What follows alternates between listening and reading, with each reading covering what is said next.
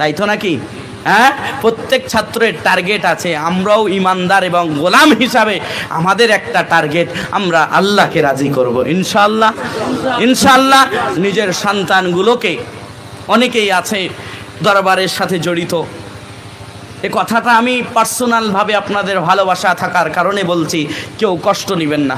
অনেকেই আছে দরবারের সাথে যুক্ত, প্রতি রবিবারে যায়, মজলিসে অ্যাটেন্ড হয়, তবে অনেকেরই বেটি আছে স্কুলে যায় বেপর্দা অবস্থায়।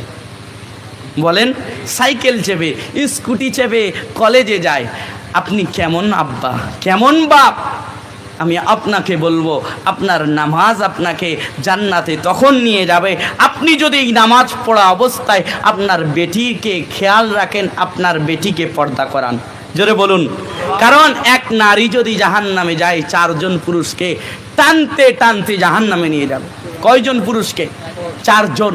পিতাকে দিয়ে যাবে বড় ভাই, নিজের স্বামীকে, নিজের বড় সন্তানকে, এই 4 পুরুষকে টানতে টানতে জাহান্নামে নিয়ে যাবে।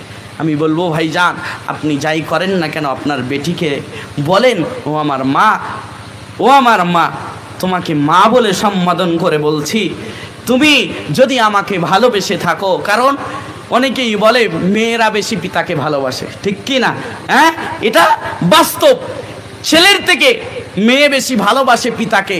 আমি বলবো, মা, তোমার ভালোবাসা তখন সার্থকতা হবে তুমি যদি পর্দায় থাকা অবস্থায় তোমার বাপের কাছ থেকে তুমি দিনদার ছেলের কাছে যাবে। তোমার কারণে যদি তোমার পিতা জান্নাতি হয়, তাহলে তোমার ভালোবাসা সার্থকতা হবে। জোরে বলুন। আর যদি তোমার বেপর্দার কারণে তোমার বাপ আমল করার পরেও জাহান্নামী হয়, তোমার ভালোবাসা দেখিয়ে কাঁচকলা হবে। আমি বলবো, ও আমার বোন, তুমি সর্বশ্রেষ্ঠ সম্পদ। আল্লাহর নবী বলেছে, দুনিয়ায় যা কিছু দেখা যায় সব সম্পদ, সেই সম্পদের ভিতরে সবচাইতে উৎকৃষ্ট সম্পদ হলো একটা নারী। কারণ একটা নারী যদি ভালো হয়, একটা পরিবার ভালো হবে। একটা নারী যদি ভালো হয়, একটা সমাজ ভালো হবে। একটা নারী যদি ভালো হয়, একটা জেলা ভালো হবে। একটা নারী যদি ভালো হয়, একটা দেশ ভালো হবে। একটা নারী যদি ভালো হয়, সারা বিশ্ব ভালো হবে। জোরে বলুন। কারণ আপনার কাছে বলে যায়, একটা নারীর কারণে আমার আপনার নবী কলিজার টুকরা আম্মা জান আমেনা রাদিয়াল্লাহু তাআলা আনহা, সানার গর্ভে থেকে নবী এসেছেন। সেই নবী সারা বিশ্ববাসীকে সত্যের পথ দেখিয়ে দিয়ে গেছেন, সত্যের কথা বলে গেছেন, আল্লাহ চেনার পদ্ধতি এই কোরআন দিয়ে গেছেন। জোরে বলুন। আজান গাছি রহমাতুল্লাহ আলাইকে ভেবে দেখেন, তিনি আসমান থেকে ডাইরেক্ট আসেন নাই, তিনি এক নারীর গর্ভ থেকে এসেছেন। আল্লাহ তাআলার আম্মা জানকে জান্নাতি করুক জানার কারণে আমরা এত বড় মুর্শিদ পেয়েছি। জোরে বলুন, আরো জোরে বলুন সুবহানাল্লাহ। সেই জন্য মা, তুমি যদি আমার জনম দুঃখিনী মা হতে, আমি তোমার কদমে লুটিয়ে পড়তাম। মা, ও মা, তুমি একবার পর্দা করো। কারণ তুমি যদি পর্দা না করো, তোমার নামাজও হবে না, তোমার কোনো ইবাদত আল্লাহ কবুল করবে না। তুমি পর্দা করে চলো, অল্প ইবাদত করো। এই অল্প ইবাদত পর্দা করার কারণে তোমাকে জান্নাত পর্যন্ত পৌঁছে দিবে। আল্লাহর নবী বলে, 4 কাজ করবে নারীরা: নামাজ পড়বে, রোজা রাখবে, স্বামীর খেদমত করবে এবং পর্দা পুশিতার সাথে নিজের লজ্জাস্থানকে হেফাজত করবে, আব্রুকে হেফাজত করবে। নিজের সৌন্দর্য প্রদর্শন করে চলবে না। আল্লাহর নবী বলে, ওই নারীর জন্য জান্নাতের 8টা দরওয়াজা আল্লাহ খুলে দিবেন, যে কোনো দরওয়াজা দিয়ে ওই নারী জান্নাতে প্রবেশ করতে পারবে। জোরে বলুন সুবহানাল্লাহ। আমার ভাইজান, আমি মাপ চাইছি, আমি সন্তান হিসাবে বলেছি, আমি ভাই হিসাবে বলেছি, আমিও একজন সন্তান, আমিও একজন ভাই, আমারও বোন আছে, আমারও বিবি আছে, আমারও মা আছে। আমি বলবো, আমার কথা আমি বলছি, কারণ আমি যে কাজ করব না সে কাজ মেম্বারে রসুলে বলা যাবে না। কারণ আল্লাহ জিহবা জাহান্নামে কাঁচি দিয়ে কাটবে। তুমি যেটা করো না সেটা বলো না, আমি করি বলে সেই জন্য বলছি। আমার বিবি আছে, আজও পর্যন্ত মার্কেটে গিয়ে নিজের পছন্দ মতন কাপড় কিনল না। আমার মায়ের কথা বলছি, আমার আব্বাজান আছেন, আমার আব্বাজান যা এনে দেন আমার আম্মা তাই পছন্দ করে। আমার বোন ঈদের সময় বলো যা কিছু দরকার, আমি এবং আমার ছোট ভাই, আমার আব্বা যা এনে দেয় আমার বোন সেটা নিতে বাধ্য। কারণ আমরা যেটা এনে দেব আমার বোনের জন্য সেটাই ভালো। ঠিক কি না? কোনোদিন জেদ করলো না। আমার ভাইজান আমি করেছি, সেই জন্য আপনাদেরকে ছোট ভাই হিসাবে, সন্তান হিসাবে, নাতি হিসাবে বলে গেলাম। আপনি ভেবে দেখেন, এই কাজগুলো যদি আপনার ভিতরে না থাকেন, আপনি হয়তো মাথায় টুপি আছে হাজী সাহেব, নিজেকে দরবারে নিয়ে যান, ঠিক আছে, তবে আপনার বিবি, আপনার বেটি যদি পর্দা না করে, আপনার নামাজ আপনাকে জান্নাতে নিয়ে যেতে পারবে না। সেই জন্য হয়তো একটু উঁচু গলায় কথা বলেছি, আমাকে মাফ করবেন, আমি মাপ চাইছি।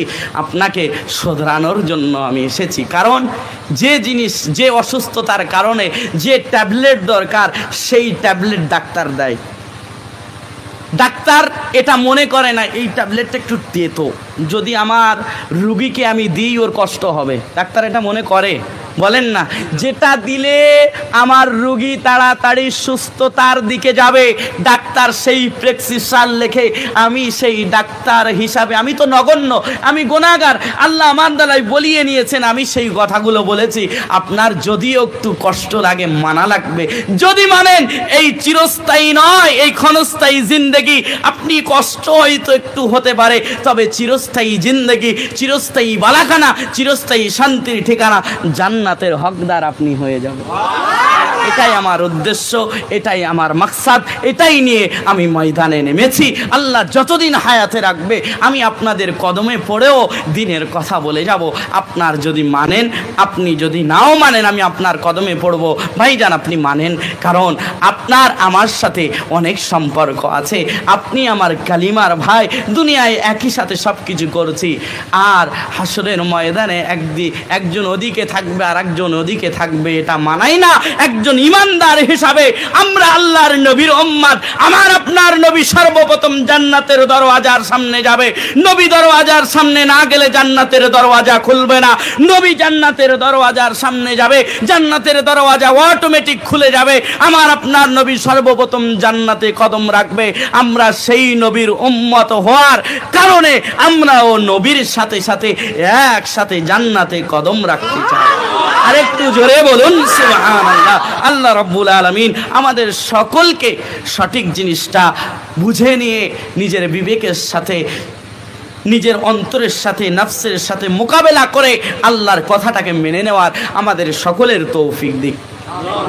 একটু জোরে বলুন না আমিন। ভাইজান কেউ কষ্ট পান নাই তো? আপনারা আমার জন্য দোয়া করবেন তো ইনশাল্লাহ?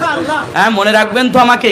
আমি যে কথাগুলো বললাম ভাইজান, একটু বালিশে মাথাটা রেখে চিন্তা করবেন, একটু বালিশে মাথাটা রেখে চিন্তা করবেন। আমার নামে অনেক কিছু হয়, আমি কিছু মনে করি না।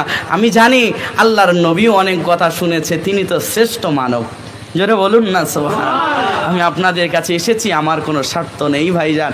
আমি এসেছি যাতে আমারও আখিরাত সুন্দর হয়, যাতে আপনাদেরও আখিরাত সুন্দর হয়। আল্লাহ রাব্বুল আলামিন আমার জবান দিয়ে যা কিছু বলিয়েছে, আমি সর্বপ্রথম রবের কাছে ভিক্ষা চেয়ে নিচ্ছি। ও রব, ওইগুলো আমাকে মানার তুমি সর্বপ্রথম তৌফিক দাও। আমাদের সকলকেও ওই কথাগুলো মেনে নিয়ে আমল করার তুমি তৌফিক দাও। সকলে বলুন আমিন। আমি